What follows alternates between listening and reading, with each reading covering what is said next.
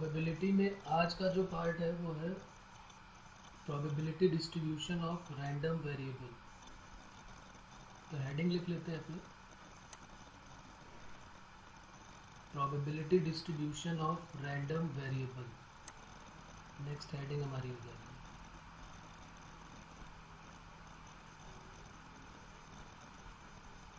Probability distribution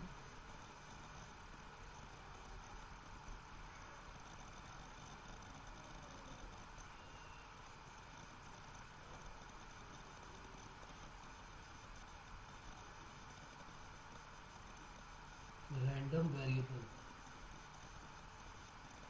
ठीक है, तो हमारी ये हेडिंग हो जाएगी।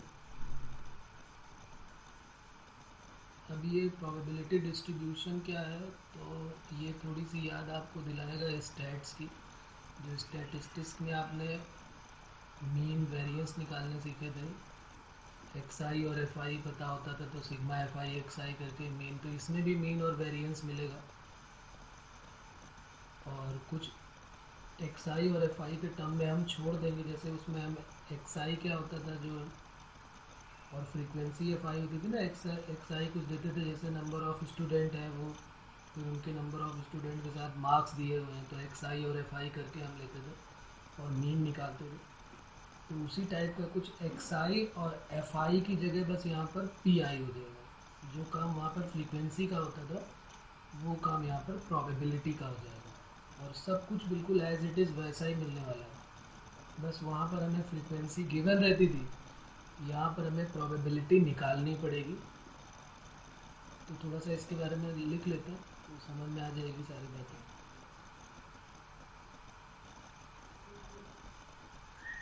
Suppose capital x is a random variable. Suppose capital x is a random variable which assumes the values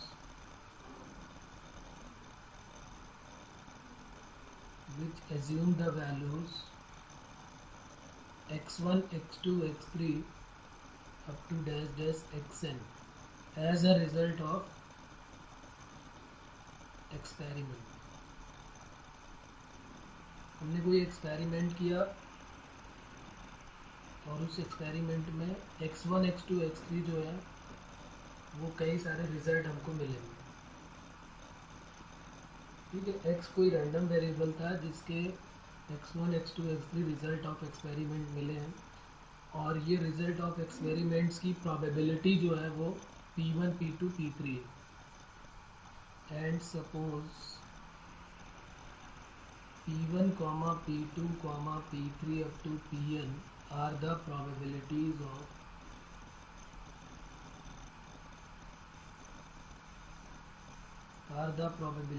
of these values।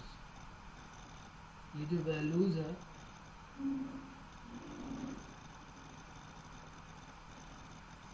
x1 x2 x3 जो हमें मिले हैं उनकी जो प्रोबेबिलिटीज़ हैं वो है p1 p2 p3 up to pn।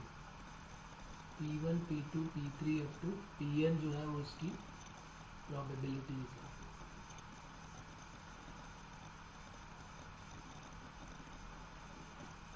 अब सबसे पहला काम हमें क्या ध्यान रखना है, कुछ स्टेप्स हैं जो हमें ध्यान रखनी है। स्टेप्स में फर्स्ट नंबर पे है, जितनी भी x की वैल्यूज़ होंगी वो सारी की सारी पॉजिटिव होंगी, या तो वो ज़ीरो होंगी या पॉजिटिव होंगी।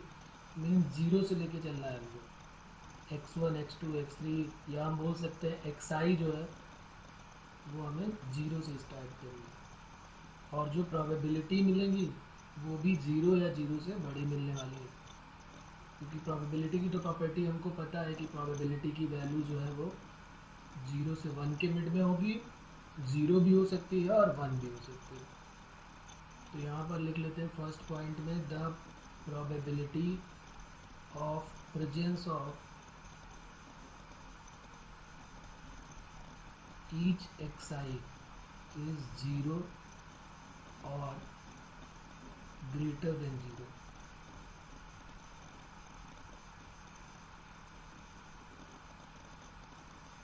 इसका मतलब क्या है, 0। ये भी है 0। ठीक है, उसके बाद जितनी प्रोबेबिलिटीज़ होंगी उनका सम क्या हो जाएगा, तो ये भी हमने प्रॉपर्टी पढ़ी हुई है कि जितनी भी प्रोबेबिलिटीज़ होंगी P1 P2 P3 उनका सब का सम क्या हो जाएगा, sum of all probabilities is 1 implies that P1 plus P2 plus P3 up to Pn equal to 1, यानी कि सिग्मा Pi की वैल्यू क्या हो जाएगी 1। उसके बाद थर्ड पॉइंट क्या होगा, अब हम बनाएंगे अपना प्रोबेबिलिटी डिस्ट्रीब्यूशन का, जो रैंडम वेरिएबल x के साथ हमसे कहेगा कि भाई प्रोबेबिलिटी डिस्ट्रीब्यूशन में डिनोट करिए, तो हम कैसे उसको डिनोट करेंगे वो लिख लेते हैं इन दिस वे। हमने क्या किया, हमें ड्यूटी जो थी वो क्या क्या निकालना था, एक x1 x2 x3 xn निकालना था और एक f1 f2 f3 बल्कि f1 f2 f3 ना बोल के इसको P1 P2 P3 f2 Pn बोलेंगे, क्योंकि वहाँ पर जो फ्रीक्वेंसी का काम होता था वो यहाँ पर प्रोबेबिलिटी का काम है। और xi और pi में एक टेबल में बना के छोड़ देने को ही हम क्या बोलेंगे, प्रोबेबिलिटी डिस्ट्रीब्यूशन। तो इनको बोलेंगे in this way the set, वो डिस्ट्रीब्यूशन जो है वो सेट के फॉर्म में रिप्रेजेंट होगा, set of number of probabilities distribution of a random variable x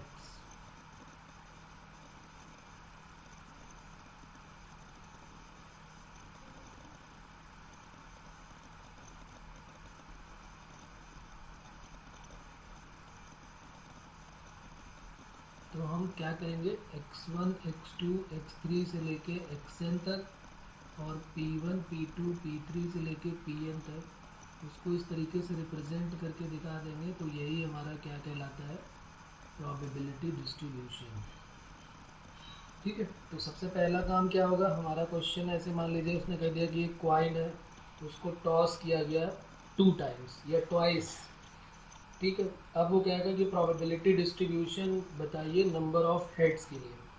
तो 2 बार किसी कॉइन को आप टॉस करेंगे, तो अब हम उसने कहा है कि find the probability distribution of number of head. तो हेड के बारे में कह रहा है, तो हेड के जो x1 x2 x3 x4 बनेंगे वो क्या क्या बनेंगे, हमें 0 से स्टार्ट करना है। x की वैल्यू ऊपर लिखी हुई है, 0 से स्टार्ट करेंगे यहाँ पे।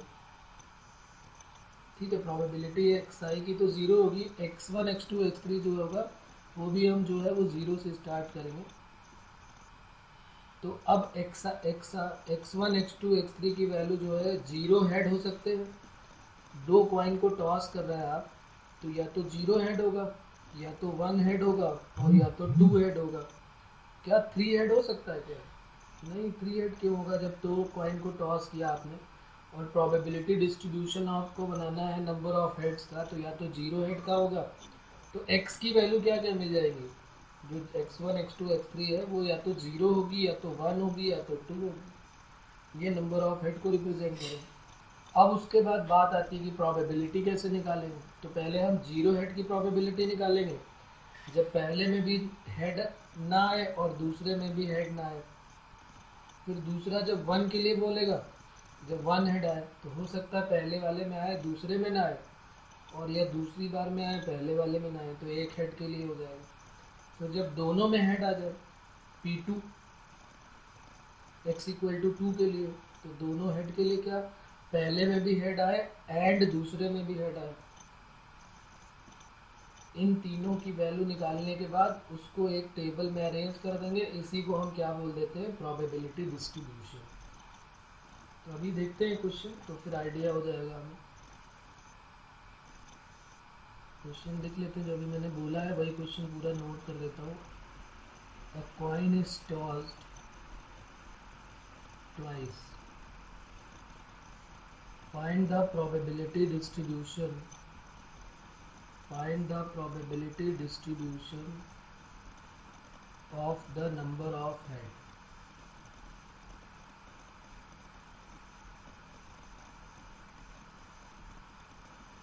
तो हमें x ढूंढना पड़ेगा। पहला काम हमारा है कि हम x ढूंढें, और दूसरा काम हमारा है कि हम पी ढूंढे। और प्रोबेबिलिटीज़ के बारे में देखें कि हेड के बारे में कह रहा है, तो प्रोबेबिलिटी हेड आने की क्या होगी, तो अगर हम पी ले लेते हैं ए जो है वो हेड आने की प्रोबेबिलिटी है, तो वो क्या हो जाएगा, फेवरेबल अपॉन टोटल, तो 1/2। और पी ए बार जो है वो क्या हो जाएगी, हेड ना आने की प्रोबेबिलिटी 1 माइनस 1/2, तो ये भी 1/2। ए का मतलब ये क्या है, प्रोबेबिलिटी ऑफ हेड, ये 1/2 और प्रोबेबिलिटी नो हेड, ये भी 1/2 हो जाएगी। अब x की वैल्यू जो है वो हमें क्या लेनी होगी, 0 हेड या तो 1 हेड और या तो 2 हेड। ठीक है, ये बात समझ में आ गई। इसको हम चाहे तो ऐसे लिख सकते हैं कि ये किसके लिए है, नो हेड, 0 का मतलब नो हेड, ये x इक्वल टू 0 के लिए है, 1 हेड, ये x इक्वल टू 1 के लिए है, एंड 2 हेड, ये x इक्वल टू 2 के लिए। तो 0 हेड, 1 हेड और 2 हेड, इनके तीनों के लिए बात हो गई हमारे। हेड के बारे में ये हम क्यों कह रहे हैं कि क्वेश्चन ने बोला हुआ है कि find the probability distribution of number of head, तो यही x को बताएंगे कि x की वैल्यू हमें 0 से लेके कहाँ तक जानी है। तो 2 का केस है तो 2 ही हेड मिलेंगे, कॉइन को 2 बार टॉस करेंगे आप, तो 4 केस बनेंगे, head tail, tail head, tail tail और head head, H H T T T H और एच टी, यही तो 4 बनने वाले हैं। तो हेड आने की, अब एक बार कॉइन को टॉस करो या 10 बार करो, ये ध्यान रखना है हमको कि प्रोबेबिलिटी उसकी 1/2 होने वाली है। फेवरेबल, चाहे एक कॉइन की बात हो, 2 कॉइन की 2 बार, एक कॉइन को 2 बार टॉस करो या 2 कॉइन को 1 बार टॉस करो, बात वही है, फेवरेबल वही बनने वाले हैं, टोटल वही बनने वाले हैं, और प्रोबेबिलिटी में कोई चेंजेस नहीं होगा, उसकी वैल्यू हमेशा 1/2 ही होगी, चाहे वो एक कॉइन की बात हो या 2 कॉइन की बात हो। अब जरा देखते हैं, x की वैल्यू तो हमें पता चल गई, अब जरा p की वैल्यू निकालते हैं।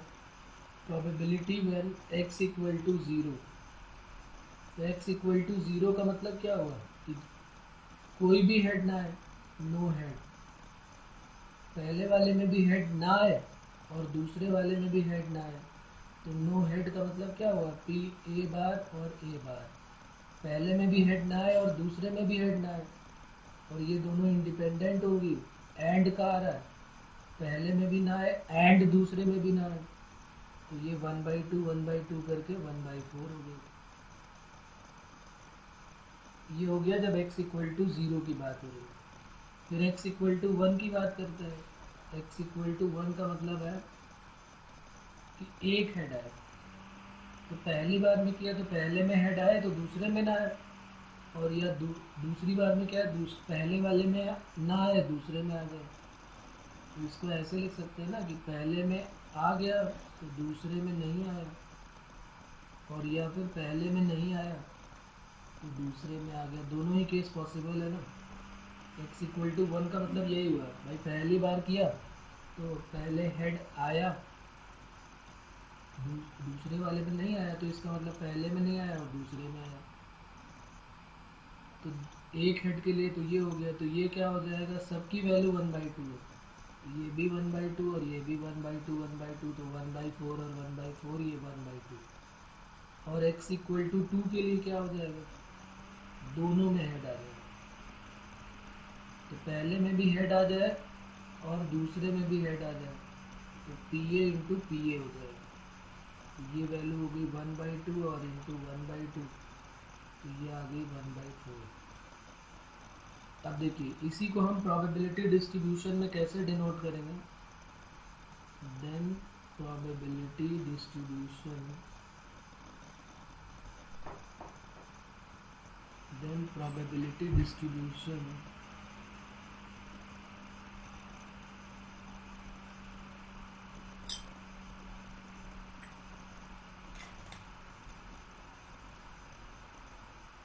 इस तरीके से कॉलम बना लेंगे, एक x का कॉलम हो जाएगा और एक p का कॉलम हो जाएगा, 0 1 और 2, और 0 के लिए क्या प्रोबेबिलिटी आई है 1/4, इसके लिए 1/2 और इसके 1/2। और हम चाहें तो चेक भी कर सकते हैं कि क्या P1 plus P2 plus P3 इनका सम 1 आ रहा है कि नहीं। तो ये P1 है, ये P2 है, जितनी भी प्रोबेबिलिटी है उनका सम 1 आना चाहिए। तो 1/4, 1/2 और 1/4, तो ये आ जाएगा 1। तो सिग्मा PI की वैल्यू क्या आ गई 1। ऐसे हम अपना आंसर भी चेक कर सकते हैं कि जो हमारा आंसर है वो करेक्ट है कि नहीं है। जब भी हम क्वेश्चन को सॉल्व करें तो प्रोबेबिलिटी निकालने के बाद उनका आंसर ज़रूर चेक कर लें कि सबका सम 1 आना चाहिए, तो फिर हमारा आंसर जो है वो करेक्ट है। अब प्रोबेबिलिटी डिस्ट्रीब्यूशन में आप बताएं अगर कोई प्रॉब्लम है।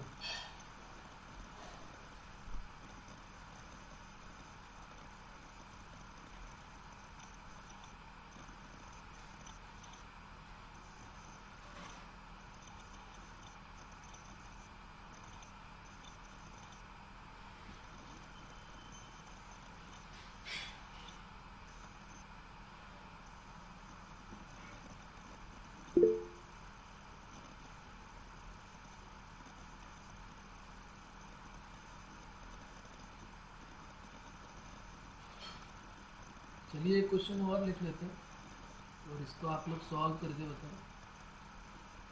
सेम क्वेश्चन है, कॉइन इज टॉस्ड 3 टाइम्स।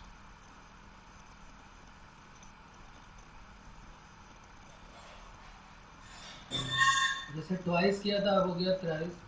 और find the probability distribution, find the probability distribution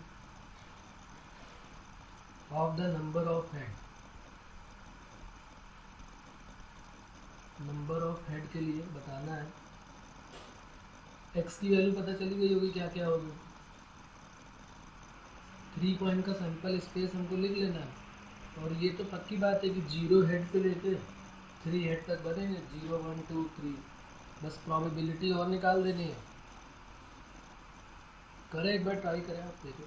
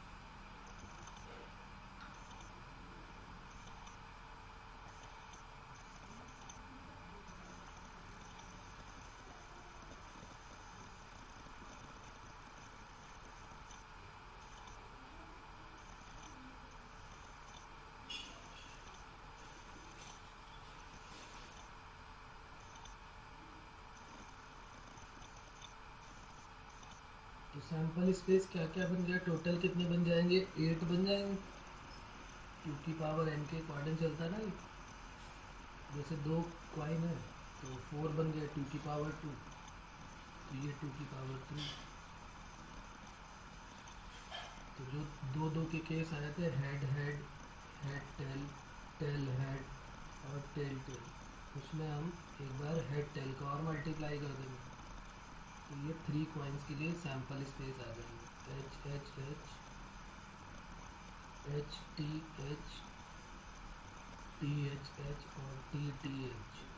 और फिर टी के साथ करेंगे तो H H T, H T T, T H T और टी टी और टी। तो और x की वैल्यू क्या होगी, x जो है वो डिनोट कर रहा है नंबर ऑफ हेड को, तो x की वैल्यू क्या मिलेगी, 0, 0 हेड, 1 हेड, 2 हेड और या 3 head.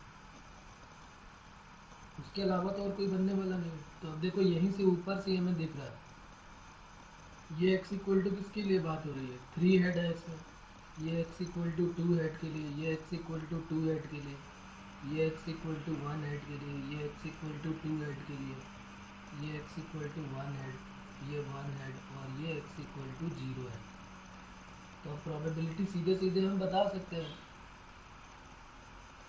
P X equal to 0 के लिए टोटल केस हमारे पास टोटल जो है वो 8 है, टोटल 8 है, और 0 हेड के लिए कितने हैं, एक ही केस आ रहा है जब तीनों में टेल आ रहा है, 1 1 1 करके टेल, तो ये 1/8 हो गया। फिर x इक्वल टू 1 के लिए क्या हो जाएगा, 1 किस में आ रहा है, एक ये हो गया 1, एक ये 1 और एक ये 1, तो 3/8 हो गया, 3 मिल रहा है ना, तो टोटल 8 है। पी एक्स इक्वल टू 2 के लिए, 2 के लिए 1 2 3, देखो इसमें भी 3 मिल रहा है तो 3/8, और पी एक्स इक्वल टू 3 के लिए तीनों में हेड आ जाए तो उसका एक ही केस है तो 1/8 हो गया।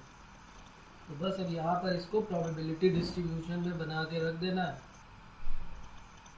xi और fi जैसे हम बनाते थे, तो प्रोबेबिलिटी डिस्ट्रीब्यूशन में xi और pi बन जाएगा, ये xi हो गया और ये pi हो गया, 0 1 2 और ये 3।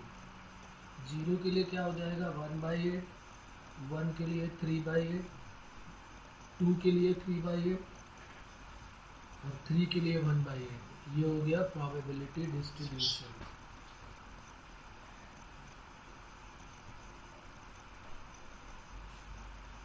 कॉइन का हो, डाइस का केस हो, इन सब में यही काम हमें करना है। डाइस में भी हमें पता है, क्वेश्चन डाइस का भी कर लेते हैं, लिख लेते हैं डाइस का question,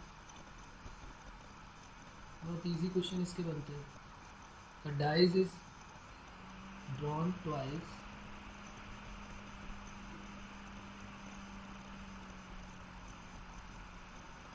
find the probability distribution of getting the number 6. Find the probability distribution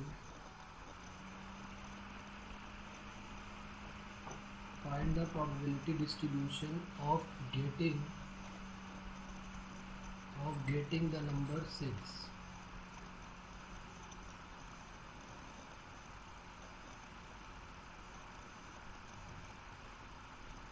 getting the number 6 कह रहा है कि एक डाइस को जो है वो 2 बार थ्रो किया गया, ड्रॉ किया गया, टोटल कितने केसेस बनेंगे ये हमको पता है, और उसके बाद find the probability distribution of getting the number 6।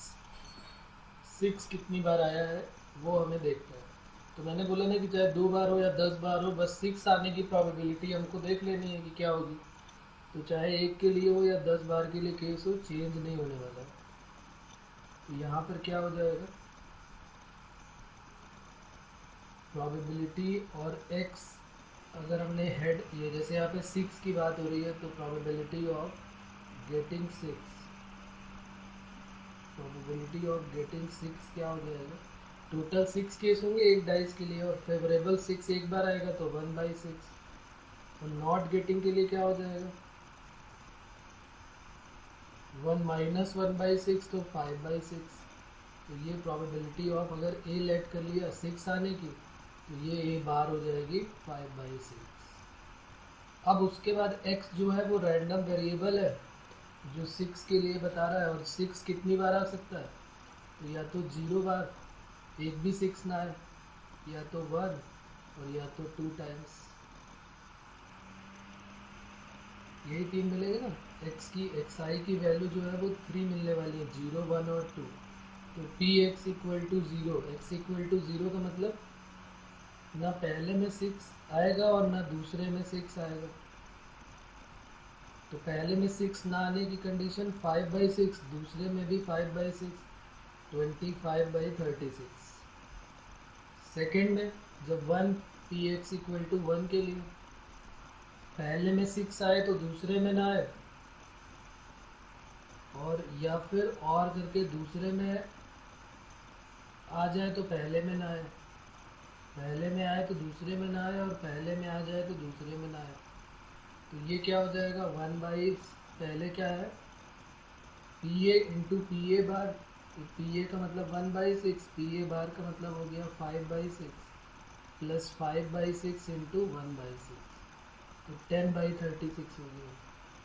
और x इक्वल टू 2 के लिए क्या हो जाएगा, पहले में भी 6 आए और दूसरे में भी 6 आए, तो ये हो गया P A into P A, probability of A into probability of A, 1/6 into 1/6 तो 1/36। और अगर प्रोबेबिलिटी डिस्ट्रीब्यूशन का टेबल बनाना है हमको, तो बस एक्स आई और एफ आई को इसी तरह बना के हमको छोड़ देना है। ये एक्स आई हो गया और एफ आई की जगह बस यहाँ पर पी आई हो जाता है।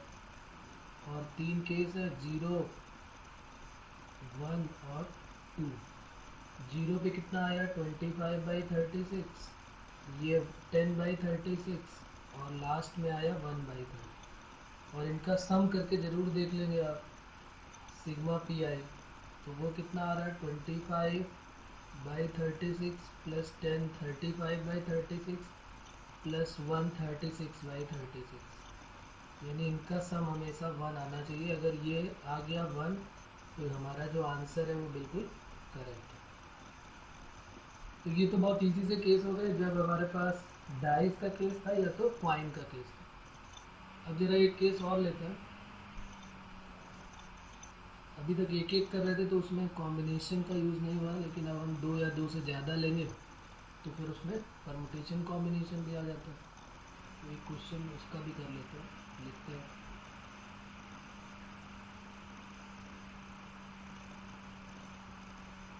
Two rotten eggs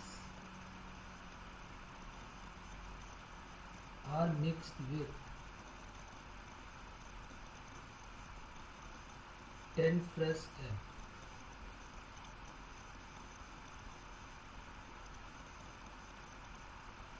Find the probability distribution of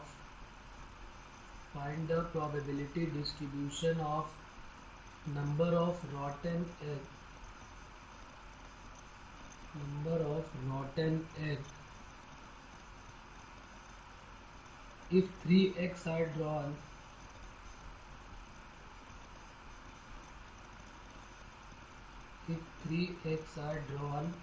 at random with replacement.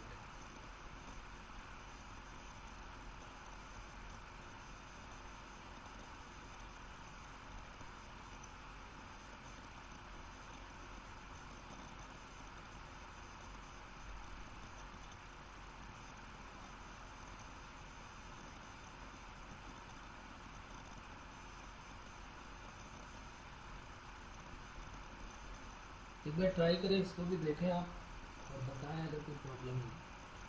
2 रॉटन eggs हैं, उनको मिक्स किया गया 12 फ्रेश एग से, तो टोटल हमारे पास 12 हो गए। उसमें से हमको क्या करना है, 3 एग्स जो है वो ड्रॉ करना है। तो टोटल में से 3 को करेंगे तो 12C3 हो जाएगा टोटल केस। अब फेवरेबल और देख लेना है हमको, तो उसने कहा है probability distribution number of रॉटन egg का बनाना है। रॉटन एग हमारे पास 2 है, तो क्या क्या केस बनेंगे, x की वैल्यू क्या क्या हो सकती है, 0 से स्टार्ट करनी है, तो x की वैल्यू या तो 0 या तो 1 होगी और या तो 2 होगी, क्योंकि रॉटन एग पे ही प्रोबेबिलिटी डिस्ट्रीब्यूशन बनाना है और सिर्फ रॉटन एग 2 है हमारे पास, तो या तो 0 रॉटन का केस बनेगा या तो 1 का और या तो 2 का। 0 रॉटन का मतलब क्या है, हमें 3 तो लेने ही है, उसने कहा है कि 3 एग जो है आपको लेने ही लेने हैं। तो अगर हमने 0 रॉटन लिए तो 0 रॉटन का मतलब सारे के सारे फ्रेश लेने हैं, तो सारे के सारे फ्रेश कितने हैं, 10 है। 10 फ्रेश में से 3 को सेलेक्ट करना है, तो 10C3 अपॉन 12C3 फेवरेबल हो जाएगा 10C3 और total 12C3। x equal to 1 का मतलब जब एक रॉटन लिया तो 2 फ्रेश लेने पड़ेंगे, क्योंकि टोटल तो 3 एग लेने ही लेने हैं।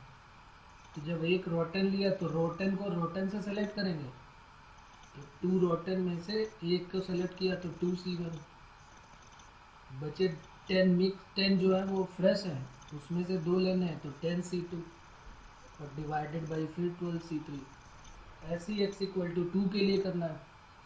2 रोटन लेंगे तो 1 फ्रेश ले लेंगे डिवाइडेड बाई 12C3, और तीनों का जो सम है वो 1 के इक्वल आना चाहिए।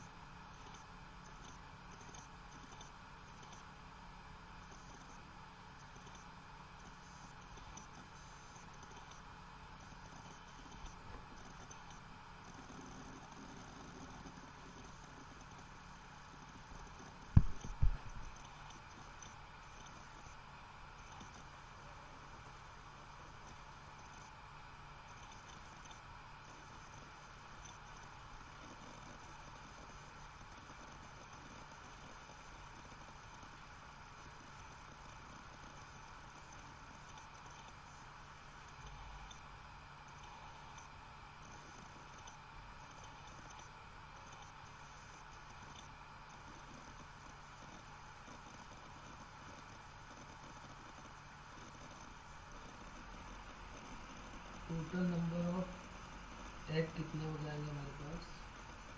2 + 10 12। अब 12 में से हमको 3 एग जो है वो ड्रॉ करना है। 3 eggs out of 12 eggs be drawn, और इनको ड्रॉ करने के जो नंबर ऑफ वेज होंगे वो क्या हो जाएंगे? 12 में से 3 लेना है तो ये टोटल केस हो गया। टोटल केस हो गया 12C3। हमें 3 लेने थे और टोटल जो है वो 12 है, तो 12C3 हो गया। अब हमें जो मेन है वो देखना होता है कि x की वैल्यू क्या लेनी है। तो जो क्वेश्चन होता है वही x बताता है। इसमें कह रहा है find the probability distribution of number of रॉटन egg. रॉटन egg है 2 और 0 से स्टार्ट करना है, तो 0 रॉटन, 1 रॉटन और 2 रॉटन, 3 बन जाएंगे। x की वैल्यू 0 रॉटन, 1 रॉटन और 2 रॉटन। 0 रॉटन का मतलब क्या हुआ? प्रोबेबिलिटी जब निकालोगे आप Px इक्वल टू 0, तो 0 रॉटन का मतलब हो गया तीनों के तीनों जो है वो फ्रेश है हो गए। ये नंबर ऑफ रॉटन है ना, 0 रॉटन, 1 रॉटन या 2 रॉटन। तो जो 0 रॉटन का मतलब कोई भी रॉटन नहीं लेना है, तो इसका मतलब तीनों फ्रेश लेने हैं। तो हमारे पास टोटल 10 है। 10 में से हमें कितने लेने हैं? तीनों फ्रेश लेने हैं, तो 10C3। तो प्रोबेबिलिटी क्या हो जाएगी? फेवरेबल तो ये हो गया, और टोटल क्या हो जाएगा? 12C3। तो ये हो जाएगा 10C3 अपॉन 12C3। बस इसी को सॉल्व करना है आपको। 10 × 9 × 8 डिवाइडेड बाई 3 फैक्टोरियल, और यहाँ पर 12 × 11 × 10 डिवाइडेड बाई 3 फैक्टोरियल। तो ये 3 फैक्टोरियल कट हो गया, ये 10 कट हो गया, ये 4 2 8 और 4 3 12 हो गया, और ये 3 3 9 हो गया। तो 6 बाई कितना हो गया ये 11, तो पहला आ गया 6/11। फिर x इक्वल टू 1 के बाद, सॉरी 0 के बाद पी एक्स इक्वल टू 1 के लिए देख लेते हैं। 1 रॉटन का मतलब क्या होगा, प्रोबेबिलिटी ऑफ 1 रॉटन एंड 2 फ्रेश है। तो एक रॉटन कितने में से, 2 रॉटन है, उसमें से एक रॉटन को सेलेक्ट किया, 10 फ्रेश थे उसमें से 2 को सेलेक्ट किया, डिवाइडेड बाई 12C3। ओके, तो अब इसको सॉल्व कर लेना है। तो 10 2C1 की वैल्यू तो 2 हो गई, तो 2 इंटू 10 इंटू 9 डिवाइडेड बाई 2 और 12 into 11 into 10 divided by 3 into 2। तो 2 से 2 कट हो गया, ये 3 4 जा 12 हो गया, और 10 से 10 भी कट हो गया, तो 9 2 जा 18। अच्छा, ये 2 से इसको भी कट कर देते हैं, तो 9/22 आ गया। फिर पी एक्स इक्वल टू 2 के लिए देख लेते हैं। दोनों रॉटन होंगे, तो 2 रॉटन होंगे तो 1 फ्रेश हो जाएगा। 2 रॉटन एंड 1 फ्रेश। 2 रॉटन लेने हैं, कितने में से, 2 में से 2 ले लेने हैं, और 10 में से एक फ्रेश ले लेना है, डिवाइडेड बाई 12C3। 2C2 1 हो गया, 10C1 10 हो गया, और 12 into 11 into 10 divided by 3 factorial 6 हो गया। 10 से 10 कट कर दिया, 6 2 जा 12, तो 1/22 हो गया। तो ये प्रोबेबिलिटी 0 1 और 2 के लिए, तीनों के लिए आ गई। अब जरा एक बार और चेक कर लेते हैं कि तीनों का सम 1 है कि नहीं है, और प्रोबेबिलिटी डिस्ट्रीब्यूशन की टेबल बन जाएगी। तो प्रोबेबिलिटी डिस्ट्रीब्यूशन,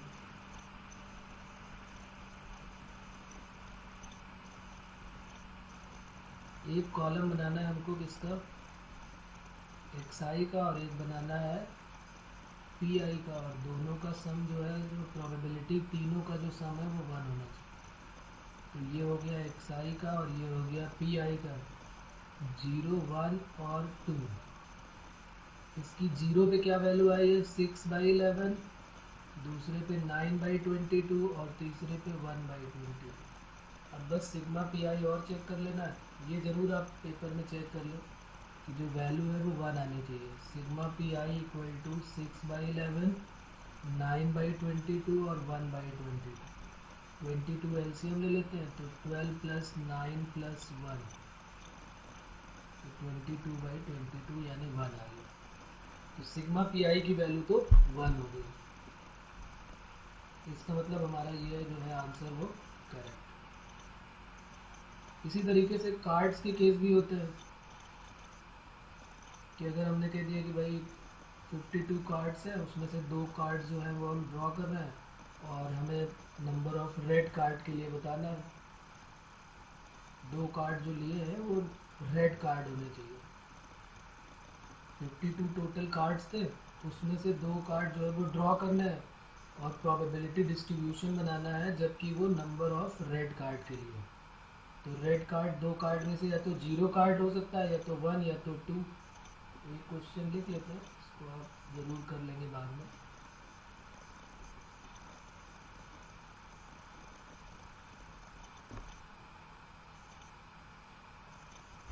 ये मैं इसको इस तरीके से लिख देता हूँ,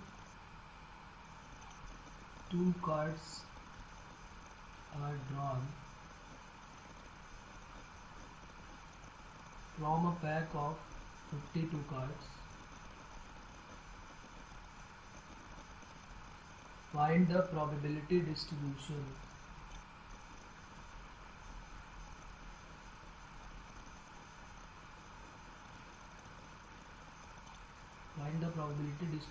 of number of red card. Red card के लिए प्रोबेबिलिटी डिस्ट्रीब्यूशन हमको निकालना है। इसका आंसर भी मैं यहाँ पे लिख देता हूँ, जो बनेगा प्रोबेबिलिटी डिस्ट्रीब्यूशन का वो क्या होगा। आप एक बार ज़रूर चेक कर लेंगे इसको। ये xi के लिए हो गया, ये pi के लिए। 0 के लिए, 1 के लिए और 2 के लिए। 0 के लिए है 25/152, सॉरी 102। दूसरे के लिए 26/51 और 2 के लिए 25/102। और तीनों का जो सम है वो 1 होना चाहिए, तो वो आप चेक कर लेंगे एक बार।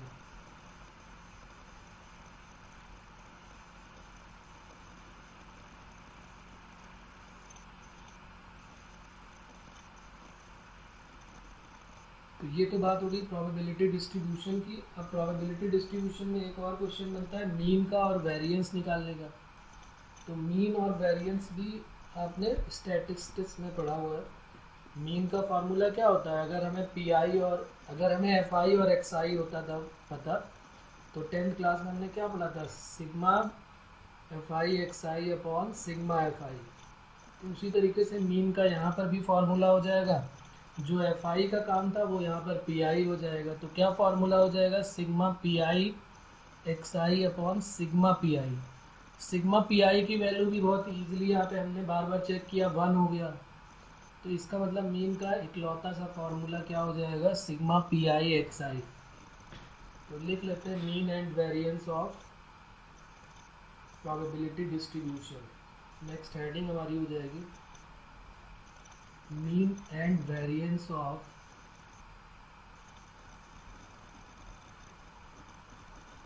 Mean and variance of mean and variance of probability distribution।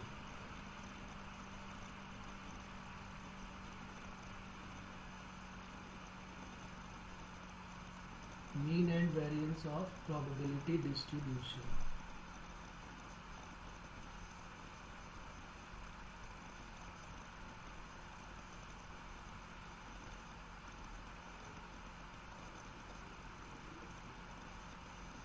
तो क्या करेंगे इसमें, जो हमने बताया था कि जैसे हम एक्स आई और एफ आई होता था, तो मीन को वहाँ पर हम एक्स बार से डिनोट करते थे।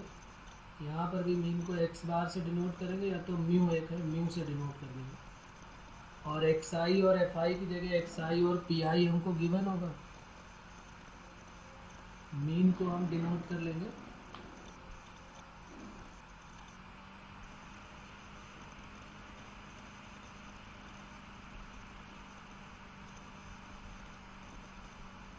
एक्स बार से डिनोट करोगे या फिर म्यू से डिनोट करोगे।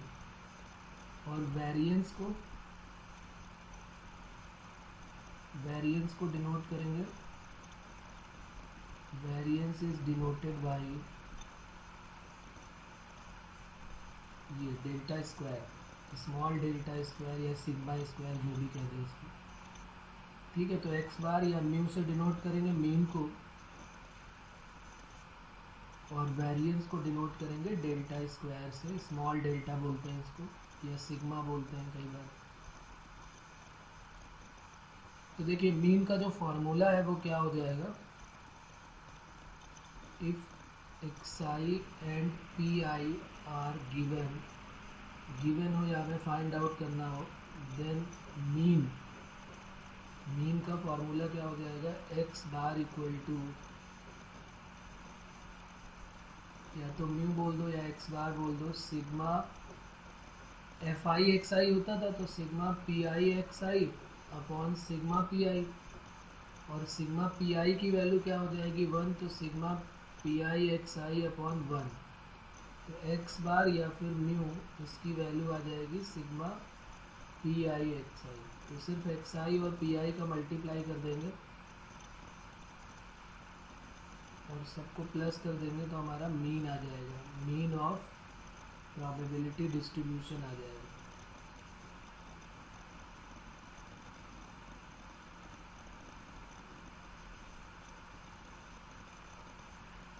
वेरिएंस का भी एक फार्मूला है, वो भी लिख लेते हैं, भी तो मीन का हो गया।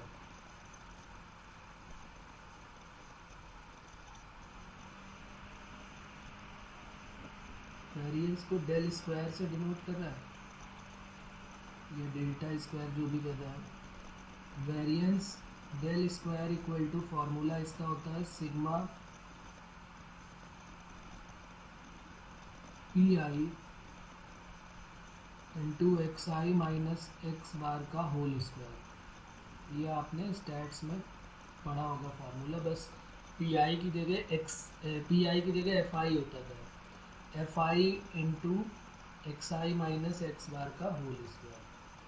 तो क्या हो जाएगा, delta square equal to sigma P I into X I minus X bar का होल स्क्वायर। और करके इसी को सॉल्व करके एक फार्मूला और बनाया गया जब हमने x I minus X bar का होल स्क्वायर ओपन कर दिया और पी आई का मल्टीप्लाई कर दिया, तो P I into X I square minus mean square, ये फार्मूला हो गया। ये दोनों सेम ही फार्मूले हैं। कई बार जो है वो फर्स्ट वाला यूज़ हो पाएगा, इसमें हमें नंबर जो है वो लिमिटेड होंगे, 1 2 3 करके ऐसे दिए होंगे। लेकिन अगर मान लिया बहुत सारे n नंबर तक दिए, n नंबर के लिए फिर ये फर्स्ट वाला फार्मूला नहीं यूज़ हो पाता है, तो फिर ये सेकेंड वाले का यूज़ करते हैं। ये दोनों ही फार्मूले जो है वो वेरिएंस के हैं। फर्स्ट वाले को ही 1 से 2 लाइन जब आप सॉल्व करेंगे तो ये ऑटोमेटिकली यहाँ पर बन जाएगा। ये हमने 11th में किया हुआ है, किस तरीके से यहाँ से यहाँ पहुँचते हैं। आप खुद अभी भी कर सकते हैं, बस a माइनस बी का होल स्क्वायर ओपन करेंगे, सीधे हम यहाँ पर पहुँच जाएंगे। ईजी सा पार्ट है, कुछ बड़ा काम नहीं है इसमें। तो मीन और वेरिएंस निकालना हम और सीखेंगे इसमें। तो जो अभी हमने क्वेश्चंस किए थे उन्हीं में क्वेश्चन और ऐड कर लेंगे। Find the mean and variance, find the mean and variance of number of head in 2 toss of a coin. अगर 2 कॉइन को टॉस करते हैं,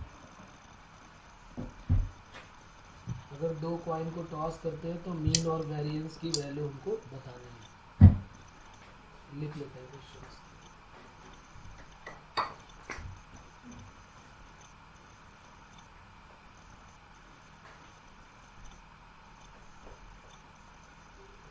Find the mean and variance. Find the mean and variance of the number of head. Find the mean and variance of number of heads in 2 tosses of a coin. अगर 2 coin को toss करते हैं तो mean और variance बताना है हमको number of head के लिए। अभी हमने क्वेश्चन ये किया हुआ है, बस उसी का यूज़ कर लेना है। पूरा सोल्यूशन भी पीछे है, पी आई एक्स आई हमें पता चल जाएगा। ये अभी हमने यहाँ पर किया, फर्स्ट क्वेश्चन यही था हमारा। ये coin is toss twice, find the probability distribution of number of head. तो अभी हमने एक्स आई और एफ आई बनाया हुआ है, बस यही एक्स आई और पी आई हो गया। और बस हमें सिग्मा पी आई एक्स आई करना है तो मीन आ जाएगा, और sigma P I X I square minus mean square करेंगे तो वेरिएंस आ जाएगा।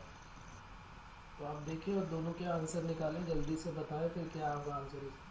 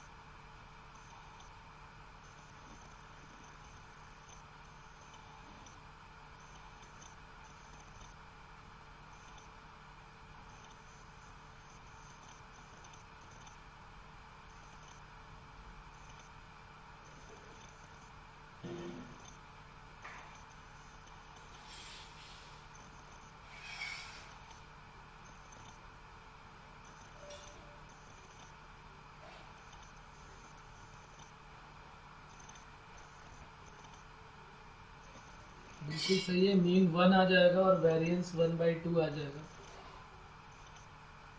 और देखिए अगर इसमें प्रॉब्लम आ रही तो मैं इसको एक्सप्लेन भी कर देता हूँ, इसको सॉल्व कर देता हूँ। जो यहाँ से हम ये जर्नी बता रहे हैं कि हमारे पास जो है वो डेल स्क्वायर की वैल्यू क्या आ जाएगी, सिग्मा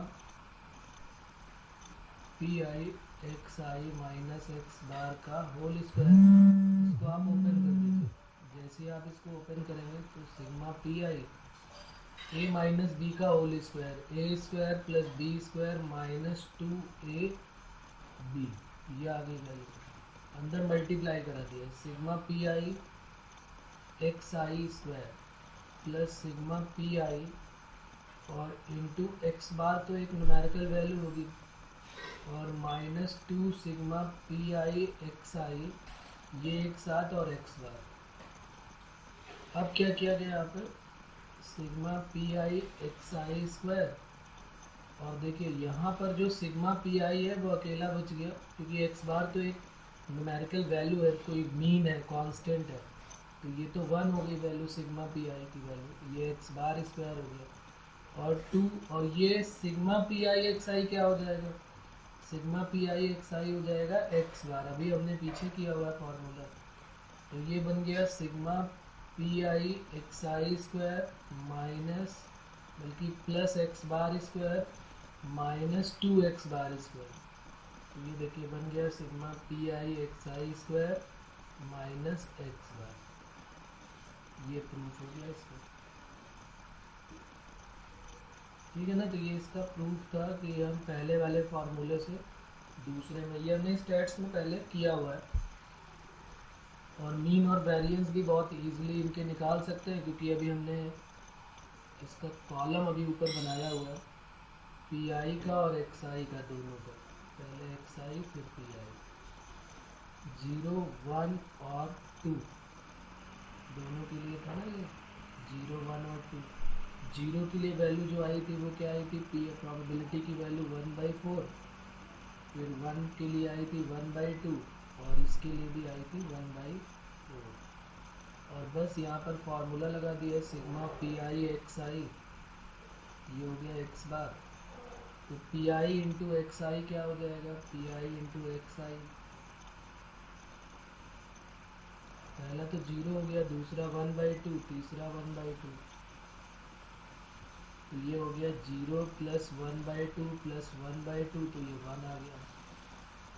और जो वेरिएंस है उसका फॉर्मूला है sigma P I X I square minus X bar square, तो P I into X I square का एक और कॉलम बनाना पड़ेगा, एक्स आई स्क्वायर का, तो एक्स आई स्क्वायर का मल्टीप्लाई करना है पी आई के साथ, तो जब एक्स आई स्क्वायर किया तो वो तो 0 है, तो 0 हो गया, दूसरे में एक्स आई स्क्वायर 1 हो गया, तो ये 1/2, और तीसरे में X I square 4 into P I, तो ये 1 हो गया, 4 इंटू 1/4, तो sigma P I X I square कितना हो गया, तो sigma P I X I square equal to 0 plus 1/2 plus 1, तो 3/2, तो वेरिएंस इक्वल टू क्या हो गया,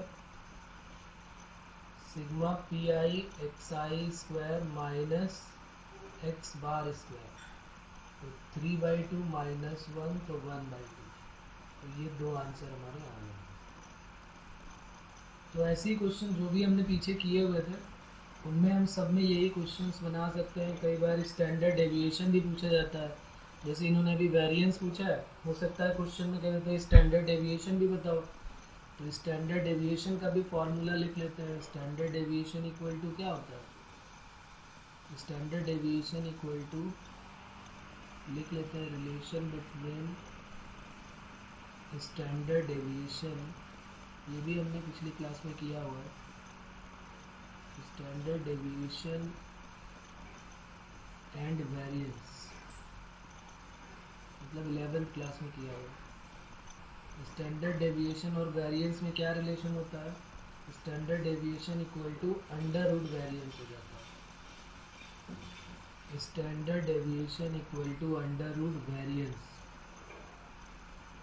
तो जब भी हम वेरिएंस निकालेंगे उसका अंडर रूट ले लेंगे तो स्टैंडर्ड डेविएशन हमको मिल जाएगा। तो कभी कभी वो वेरिएंस के साथ साथ स्टैंडर्ड डेविएशन भी पूछ लेते हैं,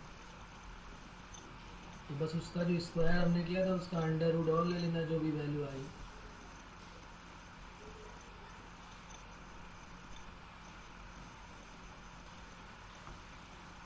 एक क्वेश्चन लिखते हैं इसका, रैंडम वेरिएबल एक्स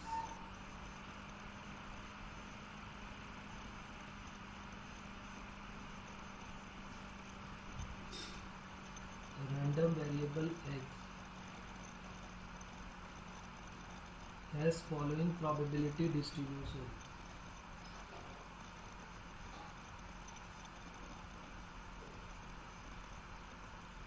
कोई भी रैंडम वेरिएबल x का एक प्रोबेबिलिटी डिस्ट्रीब्यूशन का एक टेबल दिया हुआ है, और अब वो बताना चाहते हैं xi और pi की वैल्यू गिवन है, ये xi हो गया और ये pi हो गया, 0 1 2 और ये 3। pi की वैल्यू जो है वो क्या गिवन है, 0 पे 0.2 है, फिर 1 पे 2k है, ये 0.3 है और ये k। कुछ इस टाइप से हमको दिया हुआ है, और हमको फाइंड क्या करना है, फाइंड नंबर 1 k की वैल्यू बतानी है, उसके बाद कैलकुलेट करना है मीन का मतलब x बार, फिर तीसरा काम हमको वेरिएंस बताना है, और चौथा काम स्टैंडर्ड डेविएशन बताना है। ठीक है, तो ये बिल्कुल इजी सा पार्ट है। हमें क्या है, मीन भी आ जाएगा, के भी है। अच्छा, के कैसे आएगा ज़रा बताओ, के कैसे करेंगे?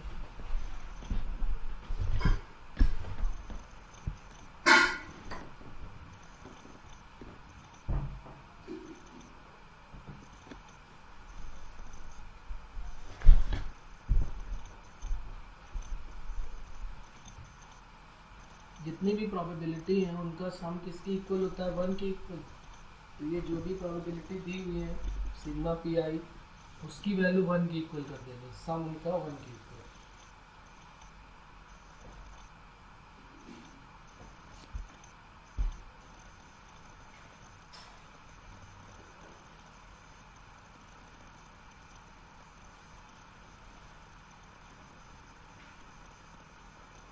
Sigma P I equal to 1, और सिग्मा पी आई का मतलब 0.2 plus 2k plus 0.3 plus k equal to 1। ये हो गया 3k इक्वल टू 0.2 और 0.3 0.5, और 1 माइनस 0.5, ये हो गया 0.5।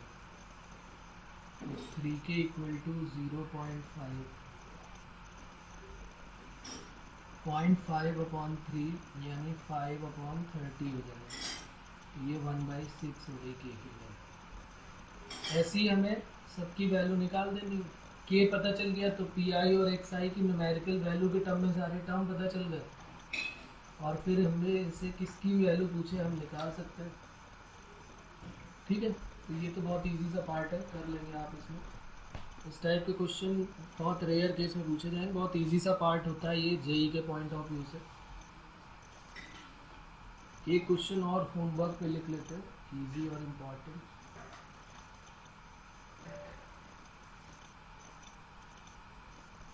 और ये भी अभी हमने किया था, बस मीन और वेरिएंस ऐड कर देना है।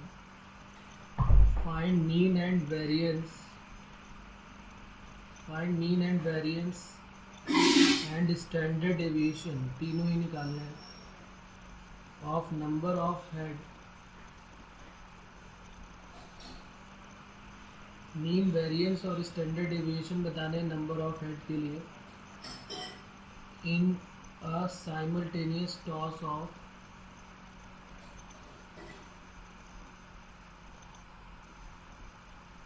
Three coins.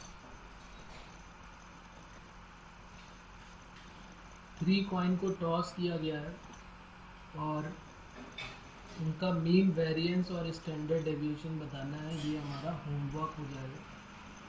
ये हम पहले अभी कर चुके हैं, बस हमने मीन वेरिएंस और ऐड कर दिया है। बाकी अभी हमने प्रोबेबिलिटी डिस्ट्रीब्यूशन में एक्सआई और पीआई अभी बनाया हुआ है। आंसर इसके सीधे सीधे यहाँ लिख लेते हैं, ये हम चेक कर लेंगे। पहली बात तो मीन का आंसर हो जाएगा 3/2। दूसरा वेरिएंस है, वेरिएंस का आंसर हो जाएगा 3/4। और तीसरा है स्टैंडर्ड डेविएशन, इसका आंसर हो जाएगा √3/2 या 0.87। तो ये मीन वेरिएंस और स्टैंडर्ड डेविएशन का रिजल्ट हो जाएगा। तो बहुत इजी सा पार्ट होता है ये प्रोबेबिलिटी डिस्ट्रीब्यूशन। दो तरह के डिस्ट्रीब्यूशन है हमारे सिलेबस में, एक है प्रोबेबिलिटी डिस्ट्रीब्यूशन और एक अब आएगा बाइनोमियल डिस्ट्रीब्यूशन। तो प्रोबेबिलिटी डिस्ट्रीब्यूशन पूरा का पूरा किससे रिलेटेड है, जो स्टैट्स है, स्टैटिस्टिक्स का जो काम था वो सारा का सारा मीन वेरिएंस स्टैंडर्ड डेविएशन ये सारा का सारा हमने स्टैटिस्टिक्स में पढ़ा था, तो वो सारा इसमें यूज हुआ है। और दूसरा है बाइनोमियल डिस्ट्रीब्यूशन, वो सारा का सारा बाइनोमियल थ्योरम से रिलेटेड होगा। जितना भी हमने बाइनोमियल में पढ़ा हुआ है, जनरल टर्म का फॉर्मूला याद होगा आपको, NCR x to the power n minus r y to the power r। अगर हमारे पास x प्लस वाई की होल पावर n का एक्सपेंशन है, वैसे ही यहाँ पर p और q के फॉर्म का एक्सपेंशन होगा कि p प्लस q की होल पावर n का बताना है। तो फॉर्मूला बहुत इजी हो जाएगा, NCR q to the power n minus r और p to the power r। तो लिख लेते हैं इसके बारे में भी, binomial distribution for repeated trials.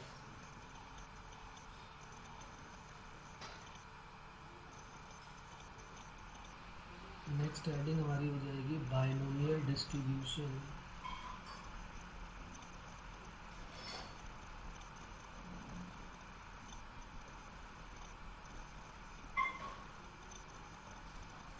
Binomial distribution for repeated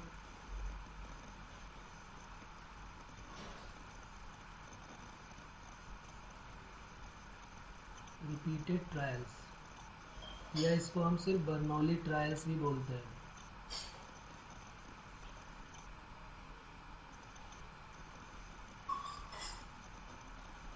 ठीक है,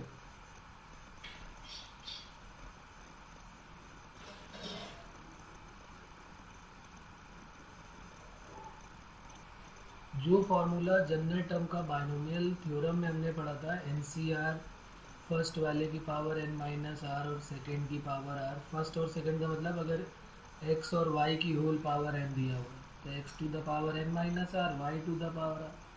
वैसे ही यहाँ पर p और q के फॉर्म में होगा, q प्लस p की होल पावर n का हमको फार्मूला बनाना पड़ेगा। लिख लेते हैं n क्या है, p क्या है, q क्या है। वैसे ये सब पता है हमको, p जो है प्रोबेबिलिटी होगी, q प्रोबेबिलिटी ना होने की होगी, और n जो है वो नंबर ऑफ टाइम्स जो है वो रिपीट किया जाएगा जो ट्रायल्स, वो होगा n। लिख लेते हैं, इफ एन एक्सपेरिमेंट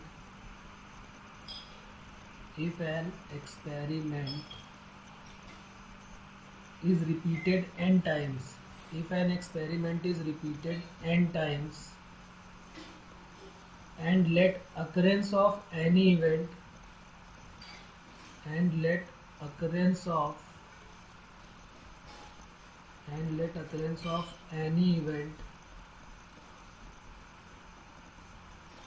ब्रैकेट में लिख लेते हैं success has probability p।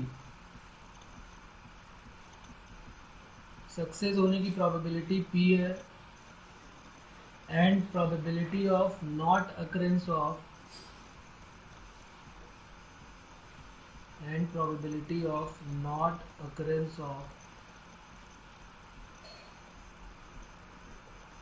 any event has probability। और जैसे यहाँ पर हमने सक्सेस लिखा, यहाँ पर फेल्योर की हो जाएगी Q। एक प्रोबेबिलिटी P है जो सक्सेस की है, और एक प्रोबेबिलिटी Q है जो फेल्योर की है। सक्सेस और फेल होने की दोनों का सम 1 की इक्वल होगा, तो p प्लस क्यू हमको 1 गिवन होगा, और जो n है होल पावर जो n आएगा वो है नंबर ऑफ एक्सपेरिमेंट रिपीटेड। कोई एक्सपेरिमेंट कितनी बार रिपीट किया गया है वो n हो जाएगा। ठीक है, तो बाइनोमियल डिस्ट्रीब्यूशन में क्या हो जाएगा, बाई बाइनोमियल डिस्ट्रीब्यूशन, जैसे बाइनोमियल थ्योरम में होता था वैसे ही है binomial distribution. By binomial distribution q plus P की whole power n, q plus P की होल पावर n, फॉर्मूला क्या हो जाएगा nc0 q to the power n, nc1 first वाले की पावर n minus 1 p to the power 1। पहले वाले में p की पावर 0 से स्टार्ट होगी, फिर 1 2 3 बढ़ती जाएगी और q की पावर कम होती जाएगी। nc0 nc1 nc2 nc0 q to the power n plus nc1 q to the power n minus 1 into p, nc2 q to the power n minus 2 p square up to dash dash ncr q to the power n minus r p to the power r, और plus up to dash dash last में क्या हो जाता है ncn q to the power n minus n मतलब 0 और p to the power n। ठीक है, ये फार्मूला हम बाइनोमियल में भी यही सेम यूज़ करते थे, बस वहाँ पर x प्लस वाई की होल पावर n या a प्लस बी की होल पावर n होती थी, यहाँ पर q प्लस पी की होल पावर n है। p जो है वो सक्सेस के लिए है, q जो है फेल्योर के लिए है, और n जो है वो नंबर ऑफ ट्रायल्स होगा, कितनी बार कोई एक्सपेरिमेंट रिपीट किया जा रहा है वो n हो जाएगा। तो बहुत इजी सा पार्ट होता है, n p और q हमें ढूंढना है, और फिर जिसमें भी वो क्वेश्चन कहेंगे वो हम ढूंढ लेंगे। जैसे ये एक तो फार्मूला हो गया, इस पे बॉक्स के अंदर बंद कर लेते हैं, और इसी में से देखिए कौन कौन सा क्या पार्ट कहलाएगा वो भी यहाँ पर लिख लेंगे।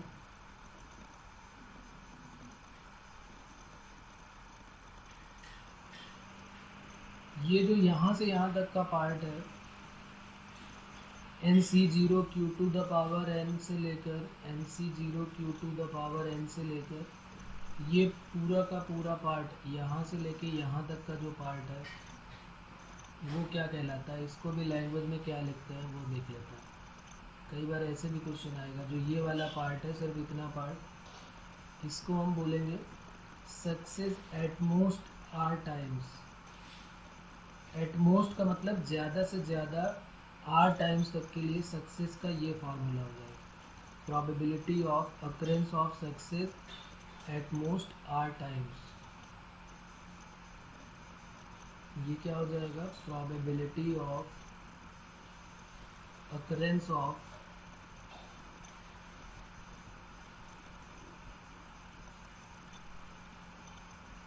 Success at most R times, ज़्यादा से ज़्यादा आर टाइम तक, यानी आर या आर से कम। एटलीस्ट जब आ जाएगा तब क्या होगा, ज़्यादा से ज़्यादा की जगह कम से कम आर टाइम्स तक, तो फिर उसमें कौन सा पार्ट हमारा लेना पड़ेगा हमको। तो जब वो बोलेगा एटलीस्ट के लिए तो हमें ये वाला पार्ट लेना है, यहाँ से कम से कम आर का मतलब है आर होगा या उससे ज़्यादा वाले होंगे। तो ये किसको डिनोट करेगा, जो ये वाला पार्ट है ग्रीन से, वो एटलीस्ट वाले पार्ट को डिनोट करेगा। Probability of occurrence of success at least R times.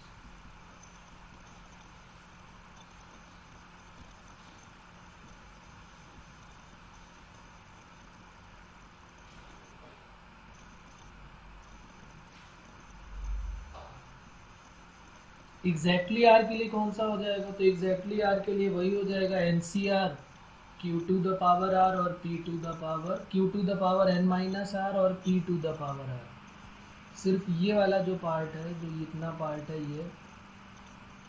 ये किसको डिनोट करेगा, ये डिनोट करेगा एग्जैक्टली आर को। प्रोबेबिलिटी ऑफ, ये भी लिख लेते हैं, ये किसको डिनोट करेगा, probability of occurrence of success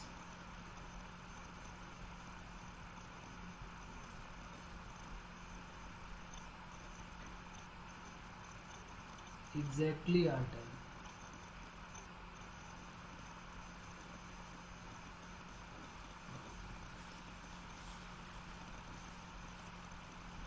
जब एग्जैक्टली आर टाइम्स की बात होगी तो है formula N C R Q to the power N minus R P to the power are.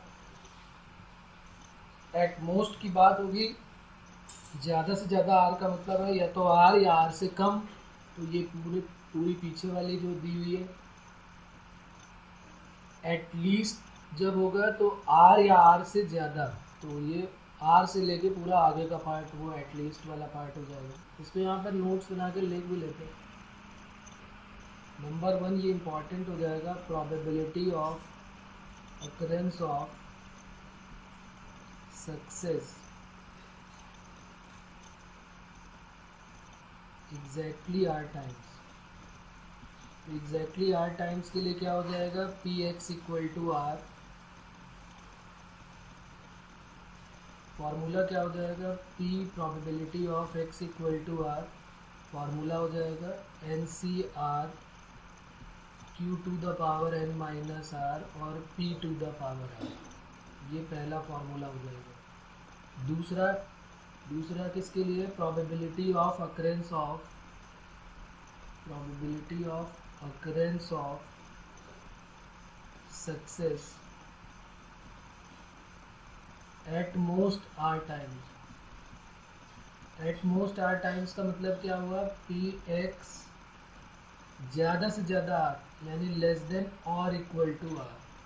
Are से आगे तो जाना ही नहीं हमको, तो इसमें कौन कौन सा आ जाएगा, N C zero Q to the power N, N C one Q to the power N minus one, P to the power one से लेकर N C R Q to the power N minus R और P to the power R. Third वाला जो है वो किसके लिए हो जाएगा, ये सब फॉर्मूले हैं जो अभी हमारे आगे काम आने वाले हैं। तीसरा वाला हो जाएगा probability of occurrence of success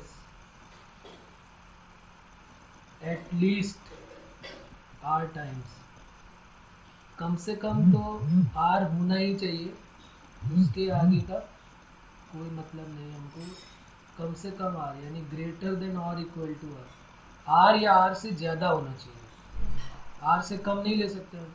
तो हमारी जो स्टार्टिंग होगी वो यहाँ से होगी, N C R Q to the power N minus R P to the power R से लेके लास्ट वाला टर्म जो है N C N Q to the power N minus N, तो वो खैर ज़ीरो हो जाएगा, क्यू टू द पावर 0 1 हो जाएगा और P to the power N हो जाएगा।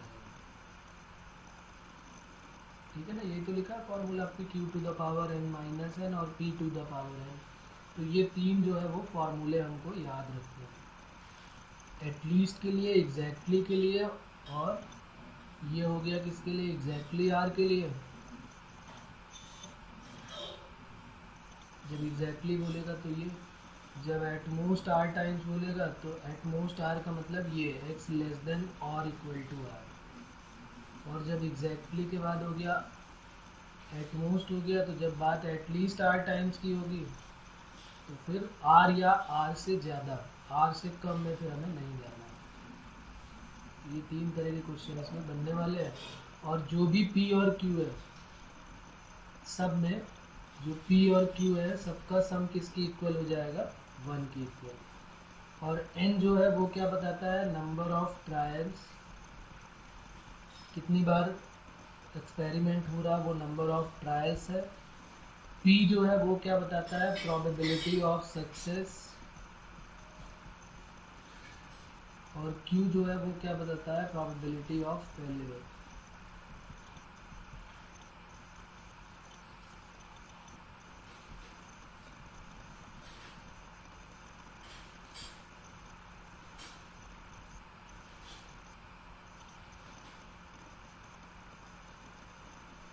ठीक है, तो यहाँ तक बात क्लियर है। इसमें भी मीन और वेरिएंस मिलेंगे आपको, मीन और वेरिएंस और स्टैंडर्ड डेविएशन यहाँ भी मिलने वाला है। यहाँ पर मैं उसके भी फॉर्मूले लिख देता हूँ ताकि आप इसको याद रखें। एक तो ये चलेगा ही, उसके बाद मीन, वेरिएंस और स्टैंडर्ड डेविएशन का भी फॉर्मूला मिलेगा। मीन ऑफ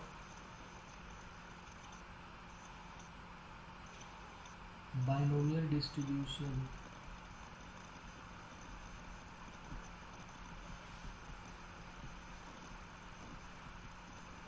एक्स बार से मीन को डिनोट करेंगे और उसका फॉर्मूला हो जाएगा n इंटू पी।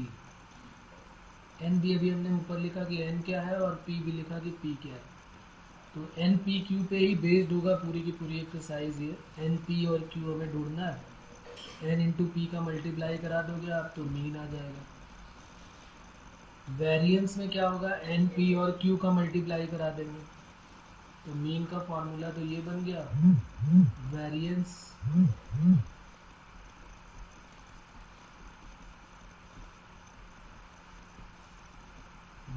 जो है वो हो जाएगा variance of X equal to N P Q. जब एन पी के साथ क्यू का भी मल्टीप्लाई करा दोगे आप तो वो बन जाएगा वेरिएंस का। तो वेरिएंस का formula N P Q,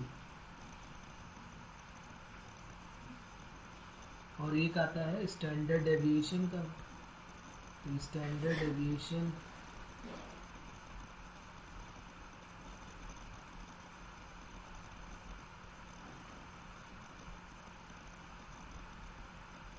binomial distribution.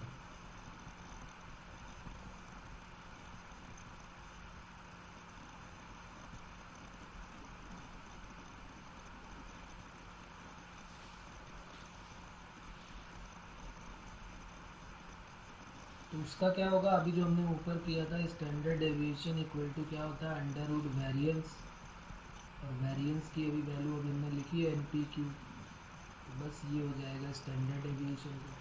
तीन फार्मूले हमारे इसमें और ऐड हो जाएंगे, मीन का, वेरिएंस का और स्टैंडर्ड डेविएशन।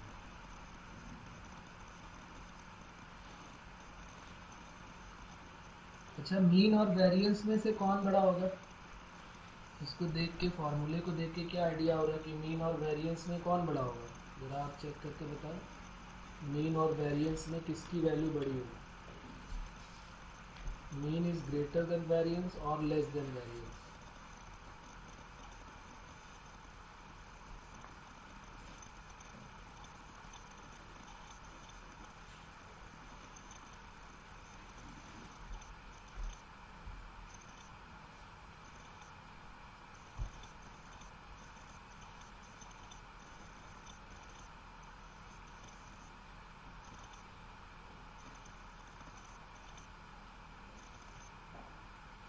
मीन का फॉर्मूला एन पी है और वेरिएंस का फॉर्मूला एन पी क्यू है, तो मीन और वेरिएंस में कौन बड़ा होगा?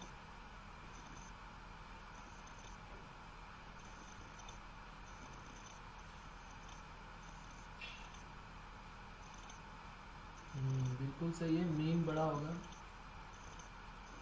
तो लिख लेंगे, ये एक इम्पॉर्टेंट पॉइंट है, पूछा जा सकता है कि मीन और वेरिएंस में जो है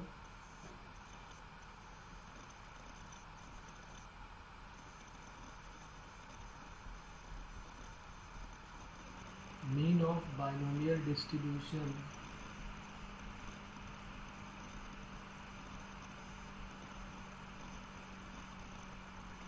mean of binomial distribution is always greater than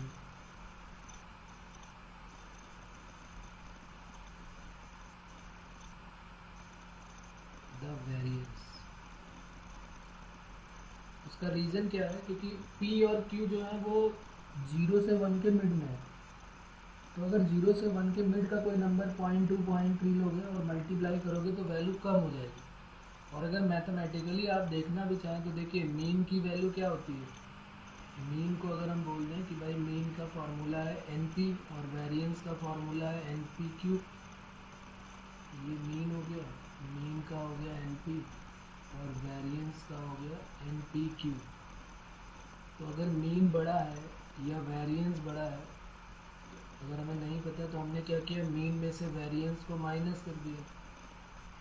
अगर इसकी वैल्यू हमने पॉजिटिव प्रूव कर दी तो मीन वेरिएंस से बड़ा हो जाएगा, और अगर इसकी वैल्यू नेगेटिव प्रूव कर दी तो ये मीन वेरिएंस से छोटा हो जाएगा। तो एन पी कॉमन ले लिया तो 1 माइनस क्यू, और 1 माइनस क्यू का मतलब खुद पी होता है, तो ये बन गया एन पी स्क्वायर, और ये वैल्यू हमेशा पॉजिटिव होगी। एन पी स्क्वायर जो है वो हमेशा पॉजिटिव ही होगा, ग्रेटर देन ही रखो इसको, क्योंकि इक्वल टू 0 कर दोगे तो फिर तो n 0 लेना पड़ेगा, तो वो ज़रूरत नहीं, क्योंकि हम रिपीटेड ट्रायल्स ले रहे हैं ना। तो NP² ये तो पक्की बात है कि पॉजिटिव हो गया, तो mean minus variance is greater than 0, तो mean is greater than variance. इस तरीके से हम बोल सकते हैं कि मीन जो है वो वेरिएंस से हमेशा बड़ा होगा।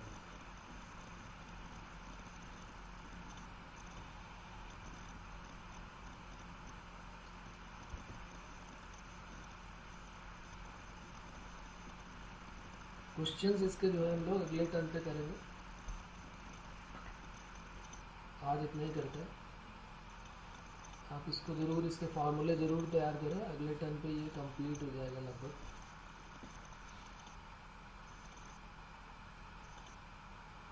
ओके, चलिए फिर मिलते हैं अगले टर्न पे।